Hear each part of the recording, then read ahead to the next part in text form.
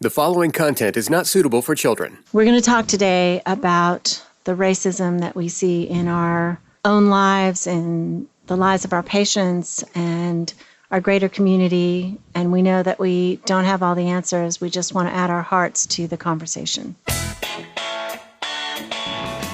Welcome to Foreplay Radio, Couples and Sex Therapy. I'm Laurie Watson, your sex therapist. And I'm George Fowler, your couples therapist. And we are passionate about talking about sex and helping you develop a way to talk to each other. Our mission is to help our audience develop a healthier relationship to sex that integrates the mind, the heart, and the body. Just as we begin, please remember to check out Uberlube. Uberlube.com is where you can get this great lubricant and help support Foreplay Radio.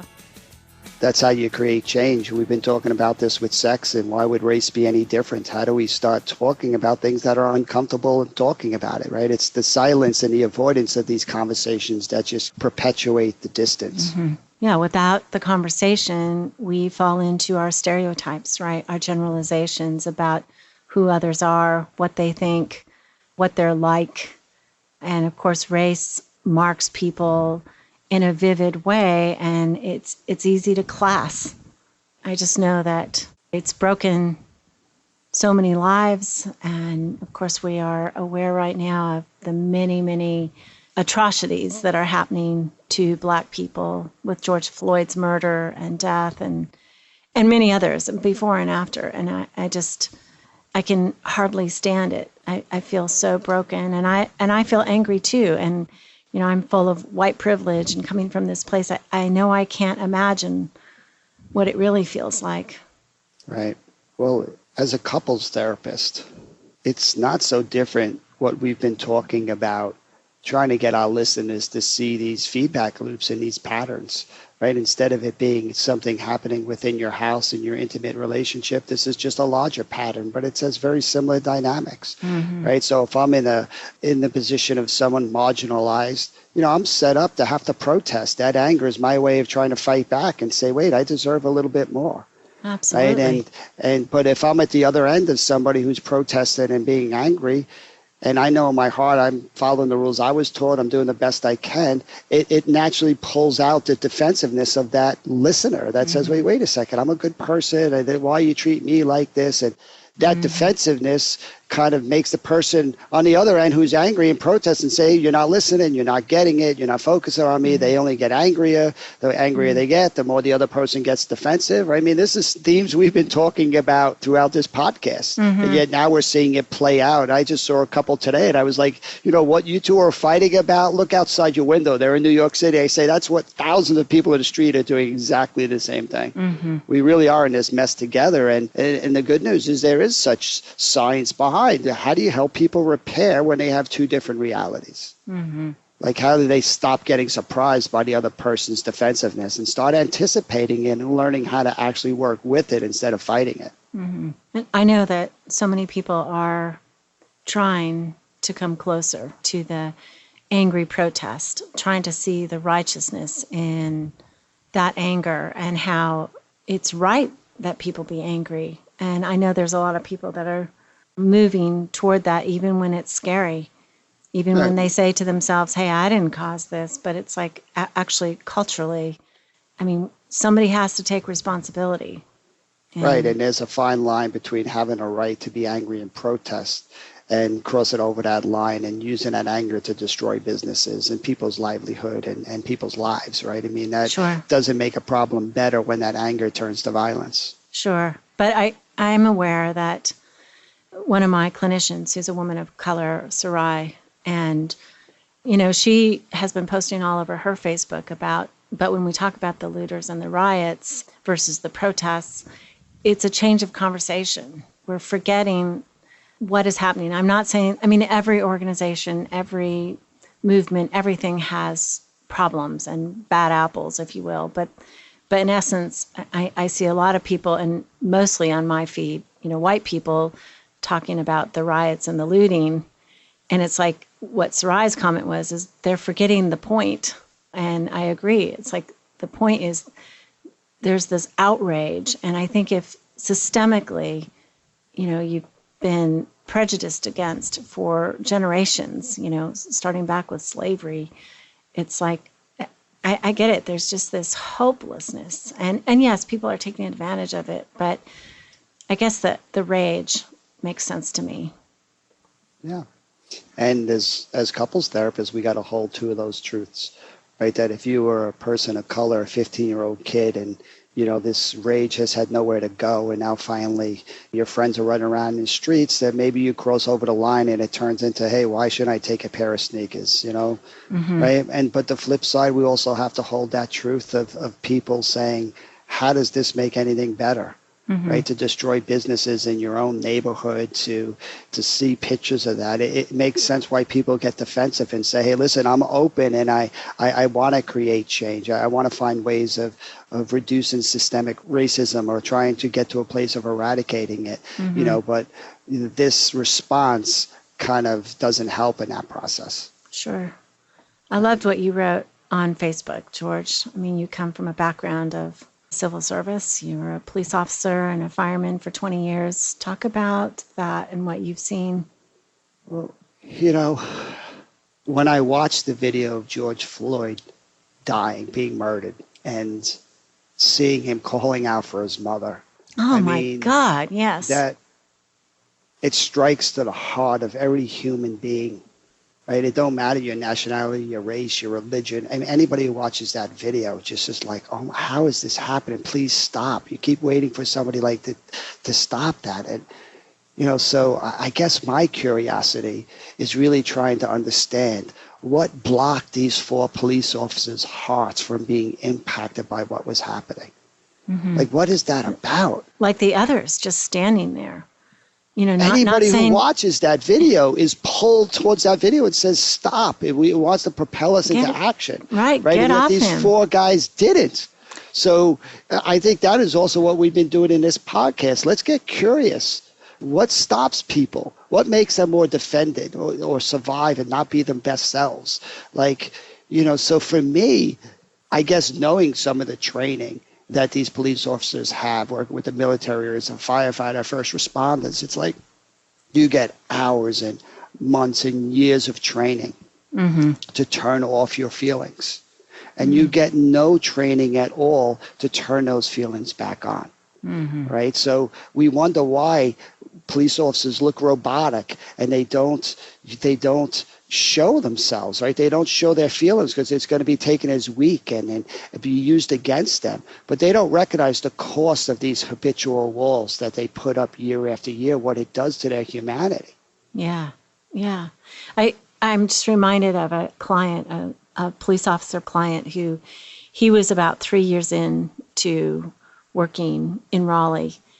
And his wife and him came in and she talked about like the change that she had seen in him, just this hardening of his heart.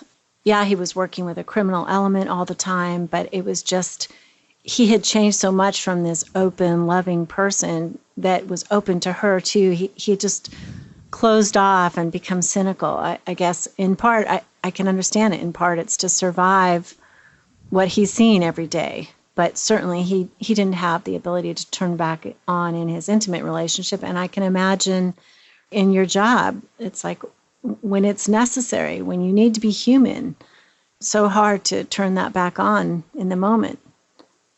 And there's a great image of a hardened heart, because that's so often what the training's trying to do. Stay cool under pressure. Turn off your emotions. Don't let the fear get the better of you. Yet there's no training to soften that heart when it needs to. And for me, if your job, being a police officer myself, if your job description is to serve the community, how can you serve a community by turning off your heart? Right. Right? We got to teach these police officers to be more flexible. Turn it off when you need to and turn it back on when you need to. And that's why I felt this is a pivotal moment. I do believe change is going to happen, and maybe I'm idealistic, but to see all those police officers kneeling down with the protesters. To me, it was so beautiful because they're touching their humanity. They're saying, I can recognize this too and want to protest it. This isn't okay. We want change too. We are with you. You are our community. We're in this together. Right? But if you're going to throw rocks at me, I'm going to turn my feelings back off, and I'm going to go into kind of cool mode, and I'm going to take care of business and arrest the people. And police officers can do both. Yeah. So why not train them to do both? Yeah, that broke my heart too. I saw some Fayetteville officers kneel as the crowd was coming toward them, and you could just see people's hearts melt, their own hearts melting, and the protesters coming forward, hugging the police, black and white. And, it was a moment, I felt, of hope and a moment of peace. I mean, I think that's true, right? We also have to see the police officers as human and what they're up against. And, Yeah, it's the sacrifices that they make, that they're willing to turn off their feelings to follow their training, even though the cost of putting up those walls is they start to lose themselves over time. That's what the hardening does. They can't share this stuff with their families. They can't share it. There's a big pressure. Every time, it's a tough job when every time you see people, it's a negative environment. You're given a ticket. You're dealing with a dispute. It's, there's something bad. You're always carrying around that gun. There's just a heaviness. There's a weight to the job. And they're willing to take on that weight. And they don't know where to go to share that, and yet then they're blamed because they start to turn off their feelings when they're just following the rules. It's really heartbreaking that what they're willing to sacrifice, and it's people don't really recognize the sacrifice. They just want to point out the shortcomings of the results of that sacrifice. I so appreciate the sacrifices that police officers are making, and they really don't recognize the costs. And that's really what we're trying to make room for, that they need somewhere to go with these emotions that they use. You don't run towards bullets unless somebody is running with you, right? You don't run towards a fire. It's all based on, we don't face fear well alone. Police officers know this, and they do it with others. The best way to handle fear is in relationship. Yet what's so sad for so many police officers, there is their own inner world, their own fears. They really have nowhere to go with that. Yeah. And then sometimes when they're banding together, it's to the detriment of the community because the loyalty doesn't allow for, the one to stand up and say, hey, wait a second, this isn't right, you guys, let's stop. They're trained to band together. And I mean, this is why, right? The four guys didn't interrupt that one officer with his knee on George's neck. Well, let's explore more of that after the break, like what stopped these 4 police officers. Because as much as if we want to end systemic racism, we really got to understand what stops people from listening to their emotions. Again, we're thanking Uberlube. And Uberlube is sending a package of the product to the first, I think, 10 or 20 people who sign up with us with Patreon. So definitely you're going to need to send me your address so I can get it to them if that's okay with you. But Uberlube, it is a product that I have given out to every patient for like 3 years. We have a bowl that people can take handfuls of the samples before on their way out so that nobody can see them take it. But it has this long-lasting performance because really it's made from silicone, so it doesn't get absorbed into the body, and it also doesn't trap bacteria, so it's really safe to use. It has like 3 types of high-grade silicone, and it has a little bit of vitamin E, so that makes your skin feel good afterwards. Yeah, I recommend taking a bathtub in it, and just good for your skin, good for your soul, good for your good for your all sex around life. good sex life. Everything's good. Right, and it's scent-free and it's taste-free, so you can switch doing all kinds of things sexually and feel good about that. And it doesn't impact your pH balance or your hormones, which is really important for women. It is recommended by thousands of doctors. It's recommended by Dr. Laurie Watson. And it's made in the USA. And I've said this before, but I really like the packaging because it's just clear glass, white lettering. It's beautiful. They've done a good job. So please go to uberlube.com and use the coupon foreplay when you check out, and that credits us with your purchase. And we would just love for you to support them, and that helps us too. Thank you. George, you've got this whole new website with training materials and stuff. Tell me about it. It's called successinvulnerability.com. Similar to what we've been talking about in the podcast, I'm really trying to train therapists on how to keep their focus in session. And if you're going to invite couples and clients and families to risk doing vulnerability, then it's really critical that they have success when they do it. The reason why people don't do vulnerability is it doesn't work out so well for them when they do. So we really want to empower therapists to know what to do in these critical moments to kind of usher in the transformation that could happen when people go to these vulnerable spots. So therapists who listen to us can go ahead and check it out, and you'll be doing trainings and all sorts of things, and you have a team of people. It's successinvulnerability.com. I'm excited about it. I get to learn a bunch more from George. One of the blessings of COVID-19, I never had time, but we can get creative when we're locked in a house and come up with some new endeavors. So I'm looking forward to it, and I appreciate any feedback and support. George, as we come back from the break, I just want to read what you wrote on Facebook and also invite people to follow you on social media. It's George Fowler, Marriage and Family Therapist is George's page. Mine is Laurie Watson, Couples Therapist. And hopefully y'all are on Foreplay Radio as well on Facebook. But George writes, as a firefighter and police officer for over 20 years, it broke my heart to watch the George Floyd video and to hear him calling for his mother before dying. I believe part of the problem of systemic racism is emotional constriction and the habitual training to turn off feelings. What was blocking those 4 officers' hearts from being impacted by the cries of those around them? We invest a lot of resources to help turn off the feelings of emergency first responders and the military to face the challenges of stressful situations. It's about time to wisely invest in helping them listen to their emotions when appropriate. Emotional flexibility and resilience is the antidote to the harshness of the chronic emotional suppression. The good news is we can teach people how to turn emotions on and off and empower those who serve us to develop more choice and agency with their emotional reality. God knows we need and deserve the change.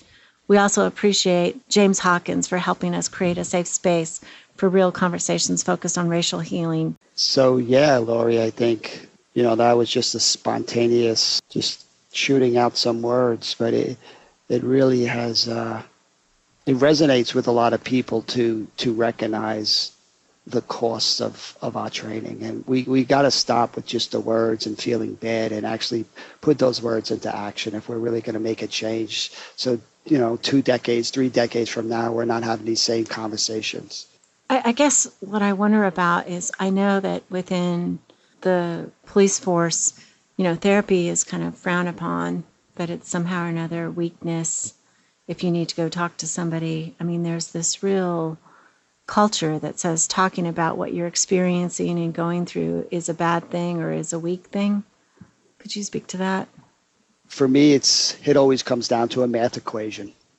If I'm a police officer and every time I deal with emotions, it's negative and it's bad, I want to get away from it and I don't want to do emotions. Why would I want to go to a therapist and talk about emotions?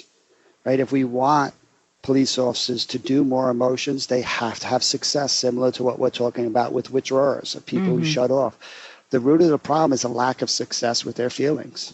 That's why the training's so important. It's like if you could kind of see what it's like for a community member, if you could empathize, if you can share that empathy with a protester and kind of realize the fruits of what emotion can do, which is lead to connection, a sense of being in something together, really being seen and affirmed. I mean, it's that positive emotion that comes from sharing our feelings that they need a felt sense of.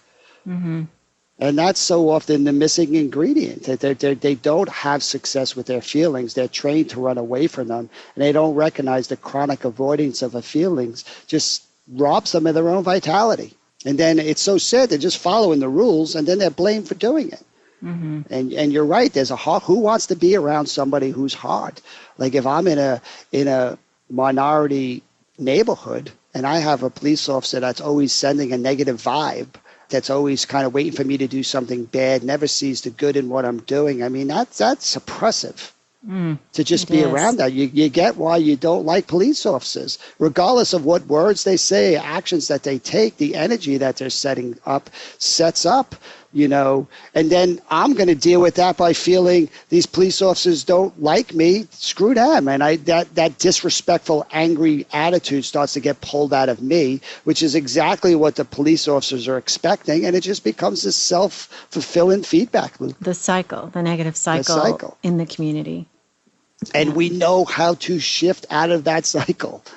It's about getting people to go underneath the surface, right? Above the surface is all the content that they're fighting over, the million different things. Below the surface is these same emotional realities. I have these vulnerable reactions, these fears, these hurts.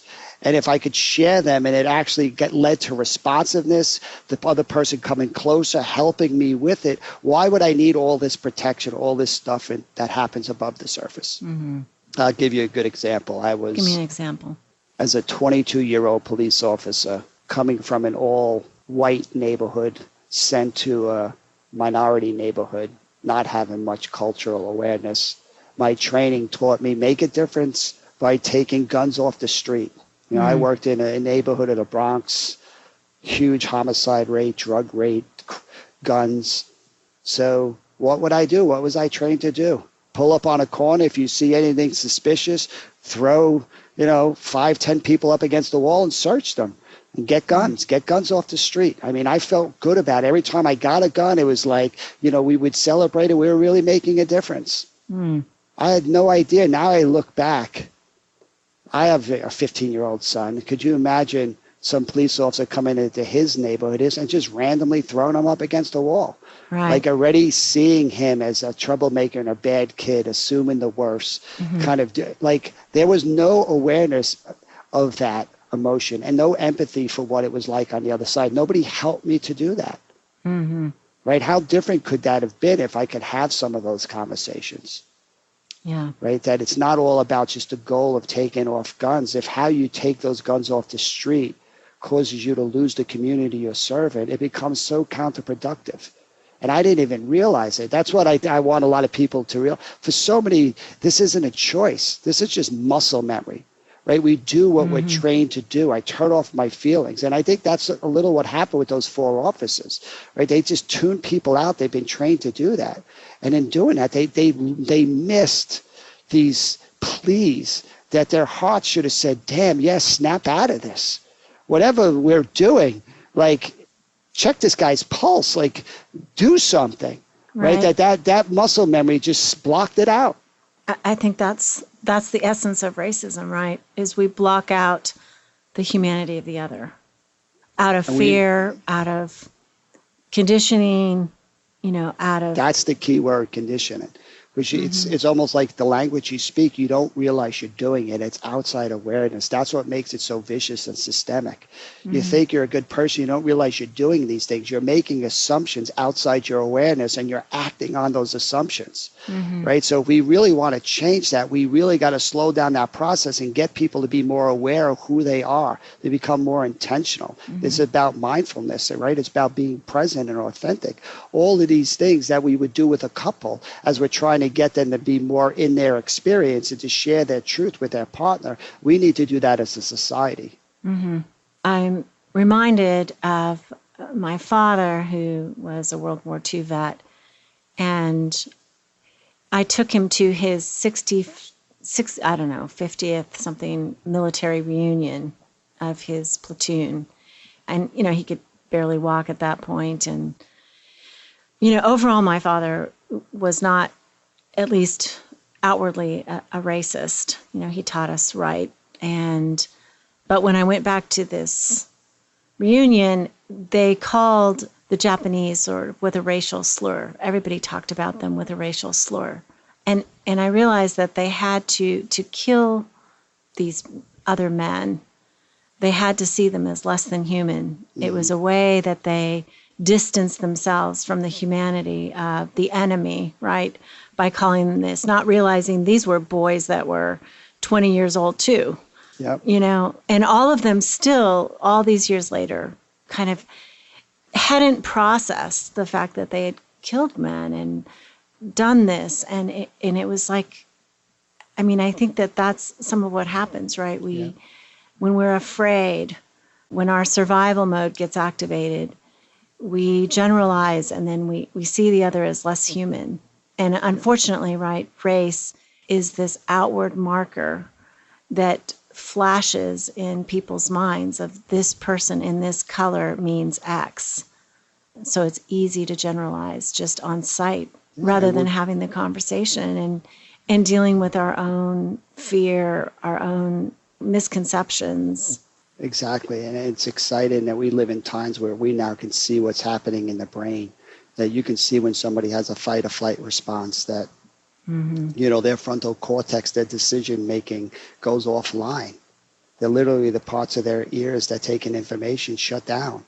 Right. So we need to, and I love how you're expanding it to, like, look at these moral injuries, like these wars, or when it's all, what is the common theme in all of them? Emotional constriction. People have to turn off their feelings to do these actions. That's right. And we don't want to lose that ability when that is needed and appropriate. There are times, if you're going to run towards bullets, you've got to learn how to turn off emotions. Sure. So we don't want to make it like we're trying to turn everybody into this emotional, soft, weeping person, right? This is about flexibility. And the research is pretty clear in this, that leaders who are emotionally flexible, which means they can turn it off when they need to turn it off and take care of business. And then when it's safe, they can turn it on and they can connect and they can be real. Those are the people that have the richest lives. Those are the people that we want to follow. Right. So we really need to change this system. We really need to get leaders that can role model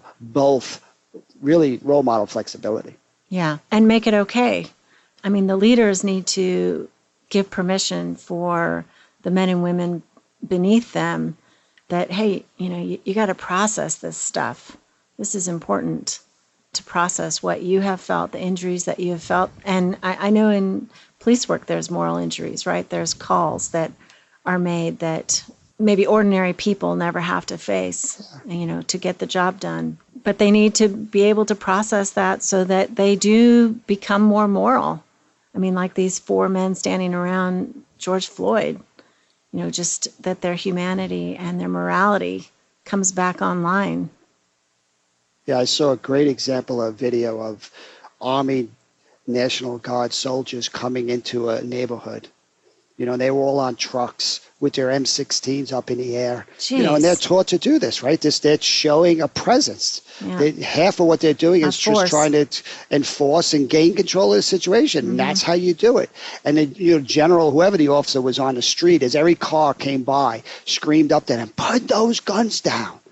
Like, he remembered the focus, the mission. The mission is, this is our neighborhood. These are our people we're serving. Right? We don't want to make them feel scared. We're here to protect them and to serve them, not intimidate them. Right? And that leadership changed the whole vibe of that, that force coming in. So again, I always go back to the good news, which is I've never seen a time with all of these murders where the police officers have and government officials have been joining the protesters and are saying, we all agree that this needs to change. Now the real work is about how do we actually do that. And I think our big message here is a big part, if you want to do that, is you have to help people become more emotionally flexible. That if you cannot serve your community, if you're habitually turning off your feelings, right? No relationship would work with somebody who doesn't do feelings. Yeah. Right? We have to take a wider lens on the person who's angry, the person who is protesting, the person who is angry on the other side, right? We have to take a wider lens and see somehow or another that their heart has been injured, that they've been taught something that feels so essential to hang on to. One of the things I've often fantasized about is that heaven would be a place where we would see people's hearts, that we would just see through to their injuries and things would become understandable. Yeah. And I certainly, I know you agree that our message is we support that protest because the emotion driving it is saying, can you see my dignity and my humanity and treat me as an equal? And you absolutely deserve that. And if that's not happening, then you need to stand up and express that. And the people around need to listen to that and to support that. Because we're only as strong as our weakest members. And when we're all united, which is some of what we're seeing now, it's amazing what we're capable of doing. Mm-hmm. I do agree with that. Absolutely. Amen. So we also want to tell people that we're going to have a Facebook Live next Friday night for our Patreon supporters. If you want to come and sign up, I think it's the higher level. And I hope people will join me in conversation, because I'm going to be live on Facebook talking about anything. I mean, we can certainly continue this conversation, or we can talk about sex as we usually do. So join us there. And you certainly need to be having some sex during these times too, right? We do need sex during these times. Yes. Some relief. And check out our sponsor, uberlube.com, and use the coupon foreplay so that the podcast is supported through that. Thank you so much. Thanks for listening. Keep it hot. For those of you who are listening today, we are also going to send out some free Uberlube to those of you who sponsor us on our Patreon page. Call in your questions to the Foreplay question voicemail. Dial 833-MY-4PLAY. That's 833-4-PLAY. And we'll use the questions for our mailbag episodes. All content is for entertainment purposes only and should not be considered as a substitute for therapy by a licensed clinician or as medical advice from a doctor.